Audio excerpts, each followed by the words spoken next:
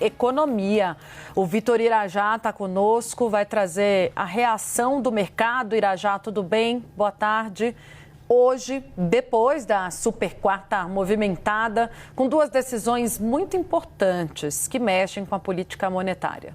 Exatamente, né, Tainá? Muito boa tarde a você e a todos que acompanham a gente aqui no Bastidores CNN. Tainá, ontem a gente teve as decisões de juros nos Estados Unidos, aqui também no Brasil, no Federal Reserve, Banco Central Americano. A decisão foi de um corte do intervalo de juros por lá, né, para o patamar entre 4% e 4,25% ao ano. Foi um corte de 0,25 ponto percentual em linha com a expectativa do mercado. E lá chama a atenção, Tainá, exatamente um voto que isso, na verdade, teve uma divergência acerca exatamente do volume da revisão dos juros por lá, que foi de Stephen Miron, um dos principais conselheiros econômicos de Donald Trump, que acaba de assumir essa cadeira de diretor do Federal Reserve e mostrou exatamente essa tendência a seguir uma orientação, pelo menos uma defesa, né, de Donald Trump, que vem exatamente batendo nessa tecla em torno de uma redução mais rápida dos juros por lá. Foi o único voto por uma revisão baixista de meio ponto percentual, não de 0,25 ponto, como a gente acompanhou por parte da maior parte dos diretores do Federal Reserve. E aqui no Brasil também a expectativa do mercado se manteve, o Banco Central manteve a taxa básica de juros, a Selic, inalterada em 15%, com voto unânime de todos os diretores, citando exatamente uma série de riscos, tanto do ponto de vista fiscal quanto pelo ambiente externo, né, exatamente por causa das tarifas de Donald Trump e essa resiliência no mercado de trabalho.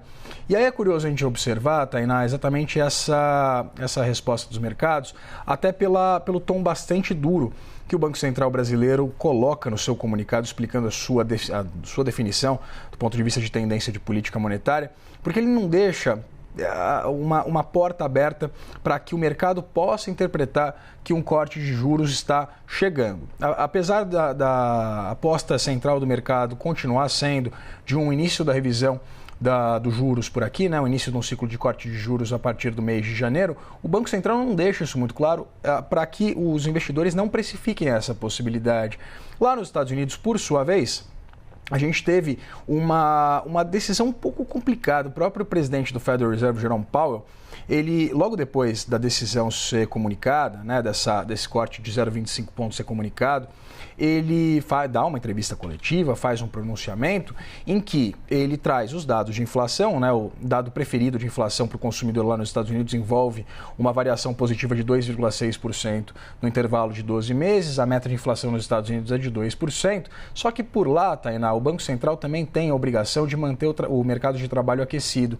E a gente acompanhou que os dados de agosto vieram muito aquém das expectativas de mercado. Então, o Banco Central, por lá, percebeu que entre essa correlação de riscos inflacionários e de um esfriamento né, em volume muito excessivo do mercado de trabalho, o risco para o mercado de trabalho estava se mostrando muito mais presente do que o risco inflacionário, exatamente para justificar esse corte de 0,25 ponto percentual por lá. E aí a gente tem expectativa de mais 2 cortes de juros nos Estados Unidos nesse ano, o que aumentaria inclusive esse diferencial de juros entre o Brasil e os Estados Unidos, o que poderia dar um espaço exatamente para que o Banco Central brasileiro comece a revisar as suas taxas de juros a partir da reunião de janeiro. Então a gente acompanhou exatamente essas duas decisões dos bancos centrais, tanto dos Estados Unidos quanto aqui do Brasil, ontem, com decisões bastante embasadas, tanto pelo comunicado do Copom quanto também pela fala de Jerome Powell depois dessa decisão de política monetária. Muito em linha com aquilo que o mercado esperava. A única coisa que talvez o mercado esperasse por aqui era alguma sinalização por parte do Banco Central de que daria vazão ao início, quem sabe, do ciclo de corte de juros em janeiro, o que não veio. Foi um comunicado bastante duro.